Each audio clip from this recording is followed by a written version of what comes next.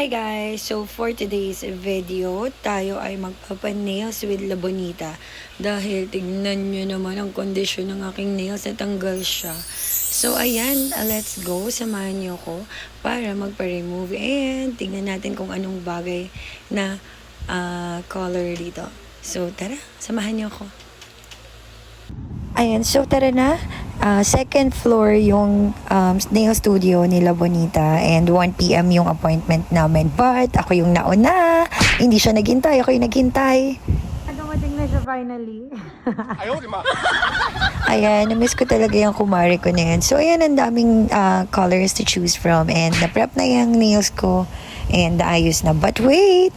Kakain muna kami. Break time yarn. Ayan, chikahan muna. Siyempre, hindi pa natatapos yung nails ko, pero yung gutom namin hindi na makapagantay kasi hindi pa kami nagbe-breakfast, hindi pa kami nag-lunch. Ayan, so diretso merienda na yan siya. And sobrang namiss ko talaga itong kumari ko na to. So every time na nagkikita kami yung nails namin, as in, hindi lang talaga nails yung gagawin niya. Marami pa kami buhay na sinisira sa mga pagchichismisa namin. Cherise! So, ayan, more chika. Tapos, tingnan niyo upo ko. Grabe, di ba? Feel at home yan siya. Tapos, na-stress na siya sa akin. Kasi nga, sabi ko plain lang. Pero, ang dami ko talagang, gusto sa buhay.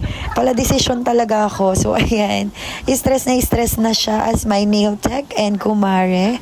Ayan. Pero habang ginagawa niya ako, syempre, marami pa rin kaming buhay na sinisira. Of course. Ayan. So, nag-start kami ng 1 p.m. or almost 2. Tapos, natapos kami ng mga around 5 to 5:30. Ayan. So guys, ayan, kung gusto niyo magpa-ayos ng mga nails ninyo, ayan, feel free, i-message nyo lang po si La Bonita on Facebook and Instagram. Ayan, sobrang sulit magpagawa sa kanya guys. Kasi marami kayong malalamang chismis at marami kayong sisiraing buhay. Charis, hindi! Grabe yung quality and sobrang pulido gumawa and sobrang mura lang niya maningil. So ayun, nag-home service ba siya?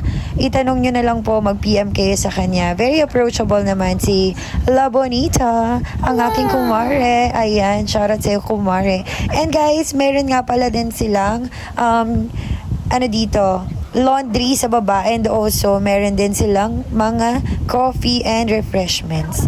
So, ayan na. Tapos na ang nails ko. So, ito ang before and after. O, diba? Pang malditang Diyos sa yarn na may paahas at nagpaginto. Thank you so much, La Bonita.